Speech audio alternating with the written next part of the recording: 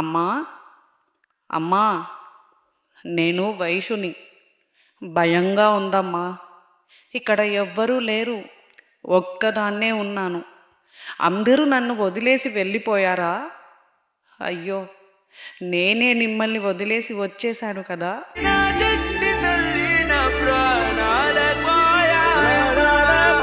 ఇంత చిన్న వయసులో దేవుడు ఎందుకమ్మా నాకు ఇలా చేశాడు? అయినా వాడి మాటలు నమ్మి వాడితో జీవితం పంచుకోవాలని తెలిసి తెలియని వయసులో నిర్ణయించుకున్నాను. నాదే తప్పు. ఇంకా మిమ్మల్ని ఎప్పుడూ కలవలేను కదా.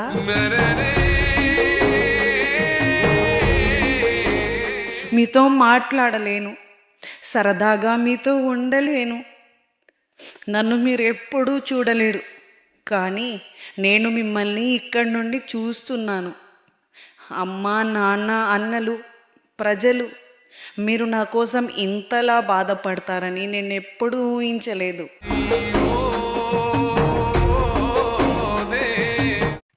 మీతో చాలా విషయాలు చెప్పాలని ఉంది. చాలా బాధగా ఉందమ్మా.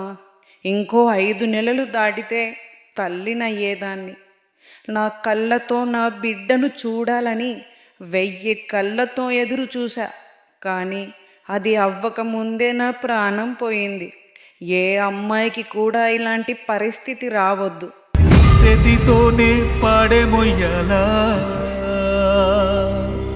నేను ఆ రోజు రాత్రి ఆ రూమ్లో వాడు నన్ను కొడుతున్నప్పుడు అమ్మా అమ్మా అని చాలా అరిచాను.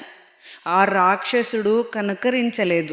ప్రాణంగా ప్రేమించానంటూనే నా ప్రాణం పోయేంత వరకు కాపలా కాశాడు. చివరి క్షణాల్లో నేను పడ్డ బాధ అంతా ఇంతా కాదు. నాకు న్యాయం చేయండి, మా ఆత్మ శాంతిస్తుంది. నాన్న, ఆరోగ్యం జాగ్రత్త. అమ్మా, నువ్వేడుస్తుంటే గుండె పగిలిపోతుందమ్మా. అవ్వట్లేదు, ఓదార్చాలి, నీ ఒళ్ళో పడుకోవాలనుంది, కానీ అది ఇంకా ఎప్పటికీ అవ్వదు. బూడిదైపోతూ ఉంటే ఎట్టా బతుకరా?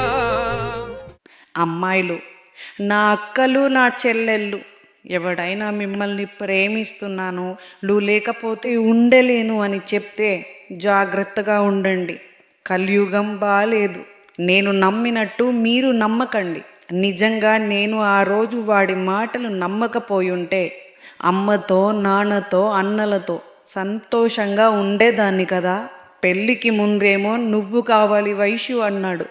పెళ్ళి తర్వాత వాడికి కట్నం కావాలంట, వాళ్ళ తల్లికి డబ్బు కావాలి. దానికోసం నా బిడ్డను, నన్ను ఇంత దారుణంగా హతమార్చాడు. ఒక్కసారి ఆలోచించి ఉంటే నేను ఈరోజు బ్రతికేదాన్ని. నాతో నిజంగా అవ్వట్లేదమ్మా. ఇంకో ఆడబిడ్డకు ఇలాంటి అన్యాయం జరగొద్దు.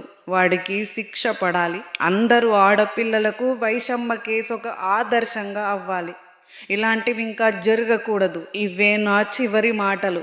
అన్నలు అందరూ జాగ్రత్త. అమ్మ, నాన్న ఆరోగ్యం జాగ్రత్త. నాకు ఎదురైతే అదృష్టం నాదనుకు. అన్నలు, మీపై నాకు నమ్మకం ఉంది. అమ్మ, నాన్నని జాగ్రత్తగా చూసుకోండి. నా చివరి యాత్రలో మీ ఆవేదన, మీ ఏడుపు చూస్తుంటే గర్వంగా అనిపించింది. నాకు మళ్ళీ జన్మంటూ ఉంటే ఇంత ప్రేమించే అన్నలు, అమ్మ, నాన్న, ప్రజలు, అభిమానం మళ్ళీ కావాలని కోరుకుంటున్నాను. నా బిడ్డకు తల్లినై ఒక మంచి జన్మనివ్వాలనుకున్నాను, కానీ రాక్షసుడి చేతుల్లో అంతమై శవమై మిగిలిపోయాను. కడుపులో ఉన్న బిడ్డకు కూడా క్షమాపణ చెప్పాలి. ఎన్నో కలలు కన్నాను, కానీ ఇలా మాంసపు ముద్దతో గర్భంలోనే ప్రాణం పోతుందని అనుకోలేదు. Miss you all. నేను మీ వైషమ్మను. ఇవే నా చివరి కోరికలు. మరణమనేది ఖాయమని మిగిలెను కీర్తి ఖాయం. వైషమ్మ చివరి క్షణాల్లో ఎంత బాధపడి ఉంటుందో ఒక అన్నగా అర్థం చేసుకొని ఈ వీడియో తయారు చేశాను. వీడియో ఉద్దేశం మాత్రం ఒక్కటే, అమ్మాయిలు జాగ్రత్తగా ఉండండి. వైషమ్మ, నీ ఆత్మ శాంతించాలని మనసారా కోరుకుంటున్నాను. నీకు జరిగిన అన్యాయానికి ఈరోజు 2 తెలుగు రాష్ట్రాల ప్రజలు ఆవేదన పడుతున్నారు. ఖచ్చితంగా నీ యొక్క న్యాయ పోరాటంలో మేమందరం ముందుంటాం. న్యాయం చేయడానికి ఎంత దూరమైనా వెళ్తాం. అమ్మాయిలు దయచేసి మీ తల్లిదండ్రుల మాటను వినండి.